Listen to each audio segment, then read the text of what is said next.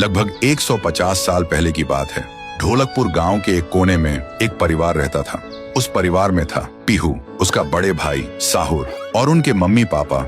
एक सुबह पीहू और साहुर घर के बाहर खेल रहे थे और अंदर उनकी मम्मी किचन में खाना बना रही थी। वो थोड़ी जल्दी में थी और तभी अचानक उनके कपड़ों में आग लग जाती है। वो चीख चीख के चिल्लाने लगती हैं। पीहू और साहुर मम्मी की चीख सुनकर भागकर अंदर आते हैं और जैसे ही मम्मी को जलते हुए देखते हैं वो चिल्लाते हैं, पापा जल्दी आओ पापा। पापा भागकर आते हैं लेकिन मम्मी को बचाने के लिए जैसे ही हाथ बढ़ाते हैं उनके कपड़ों में भी आग पकड़ लेती है और कुछ ही सेकंड्स में दोनों जलकर राख हो गए। पीहू और साहुर सिर्फ देखते रह गए जैसे पूरी दुनिया ही खत्म हो गई हो।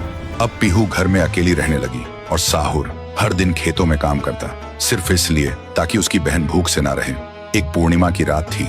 साहुर खेतों से काम करके घर लौट रहा था। तभी उसकी नजर जाती है एक घर की खिड़की पर। वो देखता है एक आदमी किसी का खून कर रहा था। ये देखते ही साहुर के पैर कांपने लगे और जैसे ही वो पीछे मुड़ता है एक और आदमी हाथ में खंजर लेकर खड़ा था। वो आदमी बिना कुछ कहे साहुर पर वार कर देता है। फिर गांव के लोगों को इकट्ठा करते हैं और वही आदमी चिल्लाता है, ये लड़का मेरे घर में घुसकर चोरी कर रहा था और जब मैंने रोका तो मुझे ही मारने की कोशिश की। अब आप लोग ही बताओ इसके साथ क्या किया जाए। गांव वाले गुस्से से भड़क उठते हैं और चिल्ला के कहते हैं, इसे उस पेड़ पे जिंदा उल्टा लटका दो। साहुर गिड़गिड़ाता है, मैं बेकसूर हूँ, मैंने कुछ नहीं किया। लेकिन गांव के किसी ने भी उसकी एक ना सुनी। उधर उसकी बहन रात भर उसका इंतजार करती रही और सुबह जब वो उसे ढूंढने निकली तो देखती है उसका भाई गांव के बीच वाले सूखे पेड़ से उल्टा लटका हुआ है। ये देखते ही पीहू टूट जाती है, जोर जोर से चीखने लगती है और उसकी चीख पूरे गांव में गूंज जाती है। फिर गांव वाले पीहू को भी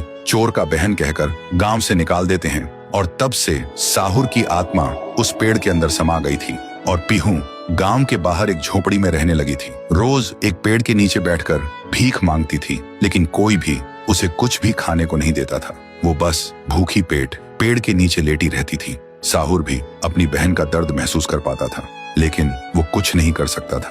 फिर एक दिन पीहू रास्ते में खाना मांग रही थी और तभी एक नशे में चली गाड़ी ने उसे कुचल दिया था। तब से पीहू एक भूखी आत्मा बन गई जो हर गांव में भटकती थी, सिर्फ एक ही बात कहकर, मुझे भूख लगी है। ये सब याद करते ही तुंग तुंग तुंग साहुर की आंखों से आंसू टपकने लगते हैं और तभी उसे एक आवाज सुनाई देती है। भैया, भैया, और बिना कुछ सोचे तुंग तुंग तुंग साहुरा उस सूखे पेड़ के अंदर से निकलता है और अंधेरे में सीधा उस आवाज की तरफ चल पड़ता है। तो दोस्तों, अगर आप चाहते हो कि अगले पार्ट में पीहू, गुड़िया और तुंग तुंग तुंग साहुर की पावर दिखाई जाए तो इस वीडियो को 2 लाख लाइक्स तक पहुंचाओ, तभी आएगा असली तांडव।